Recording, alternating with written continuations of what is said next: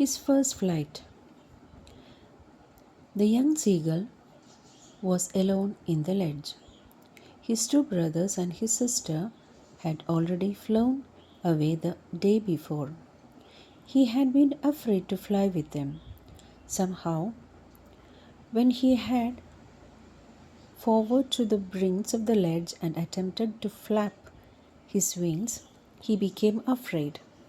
The great expanse of sea stretched down beneath, and it was such a long way down, miles down. He felt certain that his wings would never support him. So he bent his head and ran away back the little hole under the ledge where he slept at night.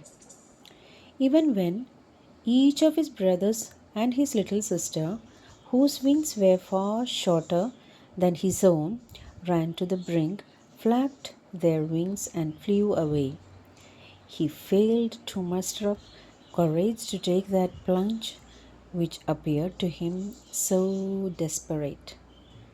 His father and mother had come around calling to him shrilly, scolding him, threatening to let him starve on his ledge unless he flew away.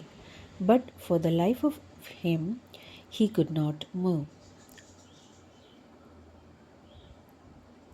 That was 24 hours ago. Since then, nobody had come near him. The day before, all day long, he had watched his parents flying above with his brothers and sister, perfecting them in the art of flight, teaching them how to skim the waves and how to dive for fish. He had, in fact, seen his older brother catch his first herring and devour it and standing on a rock while his parents circled around, raising a proud cackle, and all the morning the family whole family had walked about on the big plateau midway down the opposite cliff, laughing at his cowardice. The sun was now ascending the sky, blazing warmly on his ledge that faced the south. He felt the heat because he had not eaten since the previous nightfall. Then he had found a dried piece of mackerel's tail at the far end of his ledge. Now there was not a single scrap of food left. He had searched many inch, rotting among the rough, dirt-caked straw nest where he and his brothers and sisters had been hatched. He even gawned at the dried piece of eggshell.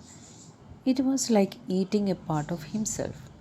He then trotted back and forth from one end of the ledge to the other. His long grey legs stepped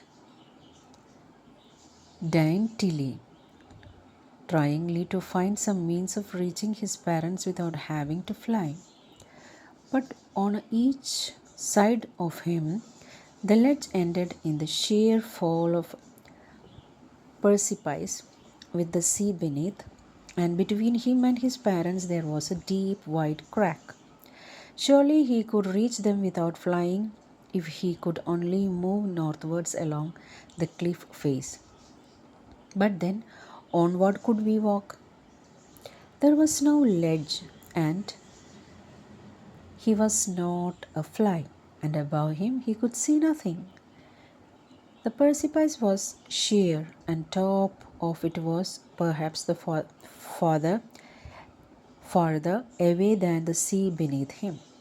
He stepped slowly out of the brink of the ledge, and standing on the leg with the other leg hidden under his wing, he closed one eye and then the other and pretended to his two brothers and his sister lying on the plateau dozing, and their heads sunk into their necks. His father was preening the father on his white back, only his mother was looking at him. She was standing on the little high bump on the plateau, her white breast thrust forward.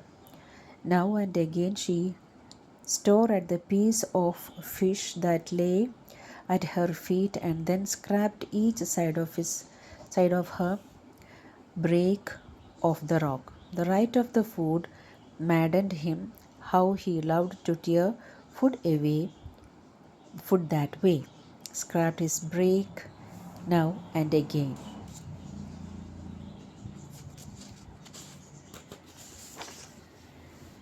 And again to wet it. The uttered a low cackle. His mother cackled too and looked at him.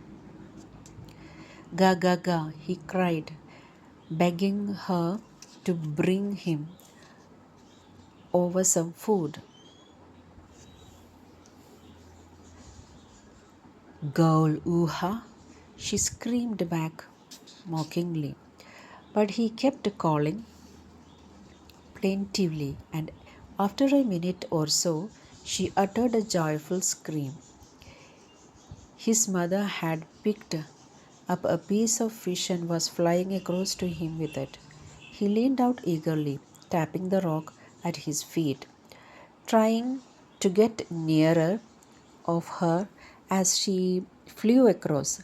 But when she was just opposite to him, abreast of the ledge, she halted, her legs hanging limbs, her wings motionless, the piece of fish in her beak almost within reach in his beak.